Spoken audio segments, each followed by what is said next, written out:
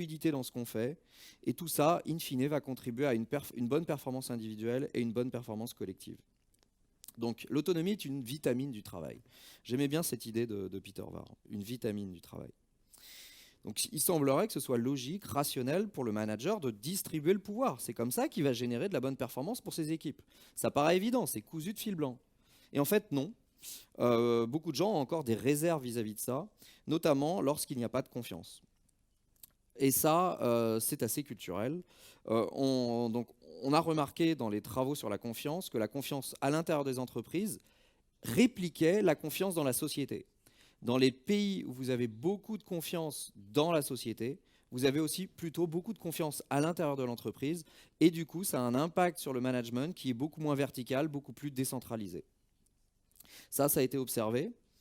Alors pourquoi certaines personnes sont encore peu enclines à distribuer le pouvoir? Peut-être que c'est dû à une vision un peu, allez, on va dire, arriérée de ce qu'est le travailleur, une vision un peu héritée de l'Ancien Régime, où on pensait que le travailleur était quelqu'un qui, si vous lui laissiez un peu de temps, un peu de marge, il allait directement au bistrot. C'est une vision héritée donc de l'Ancien Régime qui a continué lors de la Révolution industrielle et dont on hérite peut-être encore un peu. Mais c'est une vision qui était peut-être vraie pour des emplois très peu épanouissants, très pénibles, des emplois d'ouvriers agricoles, de domestiques par exemple. Mais aujourd'hui, dans une société de services, dans une société de connaissances, c'est beaucoup moins vrai. Les personnes peuvent s'épanouir dans leur travail. Donc les contrôler perd complètement de sa pertinence. Et le taylorisme, qui était vraiment l'alpha et l'oméga de la gestion du management dans l'industrie jusque dans les années, on va dire, 60-70, le taylorisme, on pensait qu'il était perdu pour toujours. Sauf qu'aujourd'hui, grâce à la technologie, vous avez de nouveaux outils qui vous permettent de surveiller encore mieux vos salariés à moindre coût. Donc il devient de nouveau tentant pour le manager d'utiliser ces outils pour contrôler ses salariés. Et c'est dommage parce qu'on a parallèlement énormément de données, comme je vous l'ai dit, qui montrent que il y a une voie très simple et très peu coûteuse vers la performance qui est la confiance et la décentralisation du pouvoir. C'est dommage de ne pas utiliser ce levier qu'est la confiance parce que la confiance est un lubrifiant pour l'économie en fait. C'est un lubrifiant invisible mais qui marche à la fois pour la macroéconomie et pour la microéconomie. On a plein de données qui nous montrent que plus il y a de confiance dans un pays, plus le niveau de richesse dans le pays est élevé.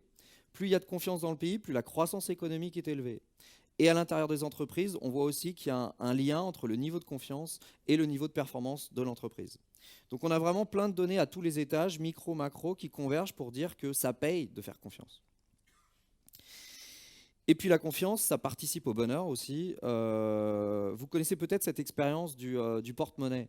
Il y a des chercheurs qui ont abandonné des porte-monnaies dans la rue et qui ont regardé combien de porte-monnaies étaient ramenés au commissariat. Et après, ils ont fait des tests pour savoir si cette loyauté, cette honnêteté était corrélée à des performances économiques. Et la réponse est oui. Dans les pays où le plus de gens ramènent le portefeuille au commissariat, vous avez une croissance qui est plus dynamique. Ça, c'est le premier niveau de résultat. Le deuxième niveau de résultat, c'est les croyances vis-à-vis de ces compatriotes. Est-ce que vous pensez que si vous perdiez votre portefeuille demain, là, ce soir, quand vous sortez du cinéma, là, dans la rue, est-ce que quelqu'un le ramènerait au commissariat? Et bien, le seul fait de penser que oui, quelqu'un allait le ramener a un impact sur le bonheur très fort, aussi fort qu'une augmentation de 50% de ses revenus, par exemple. Donc la notion que vos compatriotes sont dignes de confiance change tout, y compris pour votre bien-être personnel. Bon, malheureusement, dans cette expérience, l'Italie et la France ne sont pas bien classés, malheureusement. Donc la confiance est un élément indispensable de la productivité, c'est un élément incontournable du bien-être et aussi du bien-être en entreprise. Le fait d'avoir l'impression que son manager est digne de confiance équivaut pour le bien-être au travail à une hausse de salaire de 50%. C'est ce qui a été observé dans une expérience au Canada. Donc la confiance, qu'on la reçoit ou qu'on la donne, est essentielle pour le bien-être et pour la performance aussi. À côté de ça, vous avez encore cette tentation donc, de faire du command and control. ce qui avait été dit dans le film.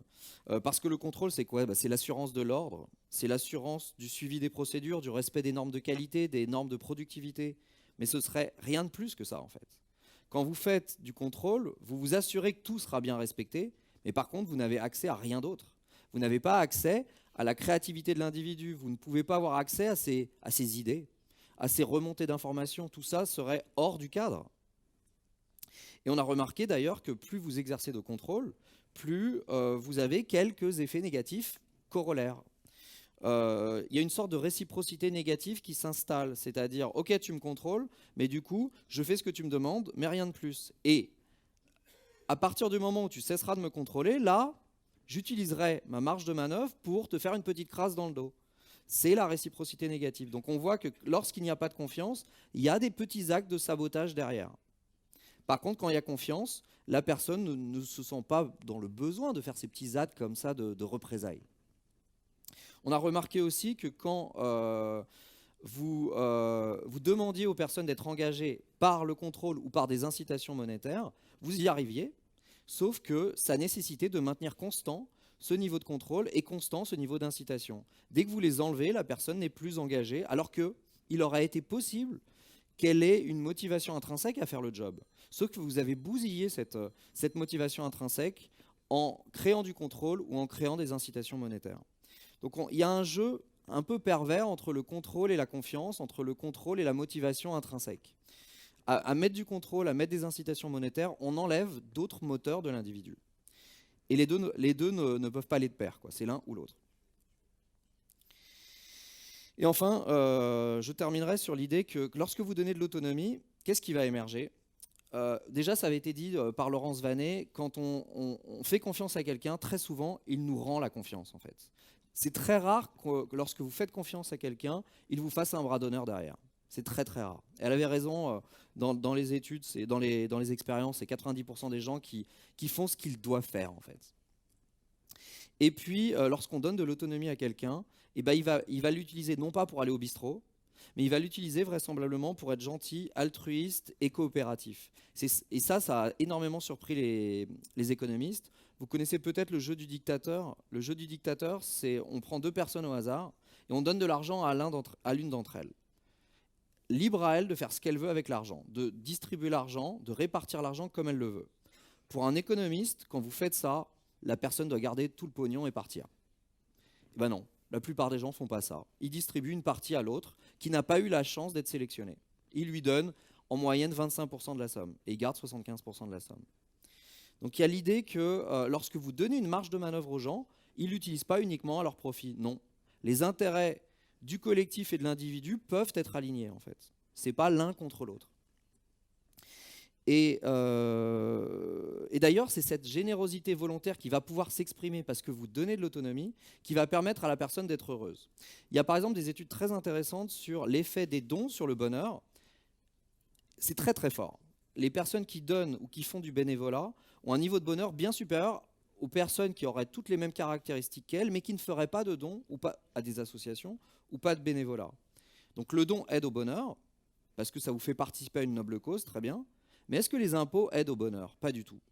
Le fait de payer ces impôts, ça n'a rendu heureux personne. Je vous assure, personne. Pourtant, vous contribuez à une noble cause. Vous aidez les services sociaux.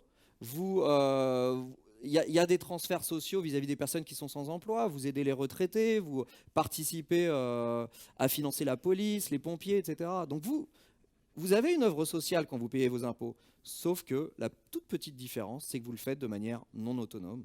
On vous oblige à payer vos impôts. Alors que les dons, vous le faites librement. Et donc derrière un don, on a vu en psychologie quelque chose qu'on appelle la douce chaleur, le warm glow. Dès que vous faites un don, il y a quelque chose en vous qui est activé et vous le vivez super bien. Par contre, le jour où vous payez vos impôts, vous n'avez pas ce warm glow, pas du tout. Donc il y a vraiment quelque chose à laisser une marge de manœuvre à la personne pour qu'elle exprime son potentiel de gentillesse. Ça a été vu et c'était pas du tout anticipé par les économistes. Et puis, dernier impact, quand vous laissez de l'autonomie, bah, vous laissez à la personne la possibilité de s'engager à fond. Ça a été le cas avec celui qui a fait le pelliculage, là.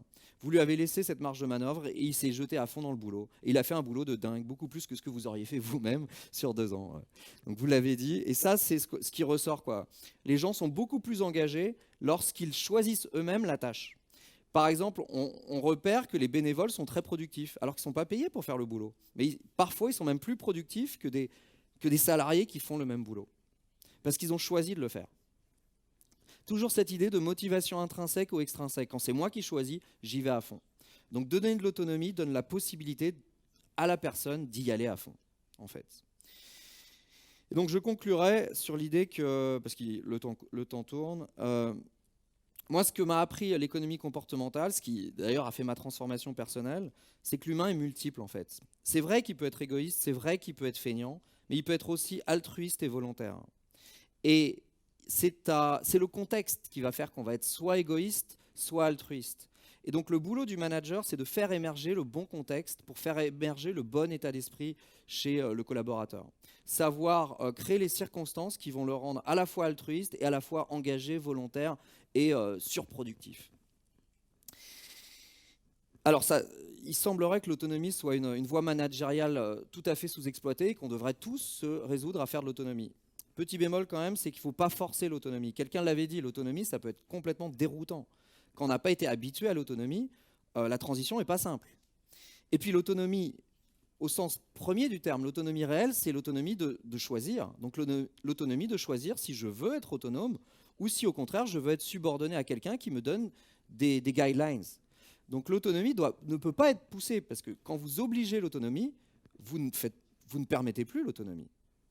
Ce qui me permet de terminer sur l'idée qu'il n'est pas toujours simple d'être un agent 100% libre. Je pense que tout le monde a le potentiel de devenir libre. Par contre, la transition n'est pas simple. Et donc, ça me permet de clore tout ce chapitre sur ce mot de Tocqueville. Il n'est rien de plus fécond que l'art d'être libre, mais il n'est rien de plus dur que l'apprentissage de la liberté. Merci.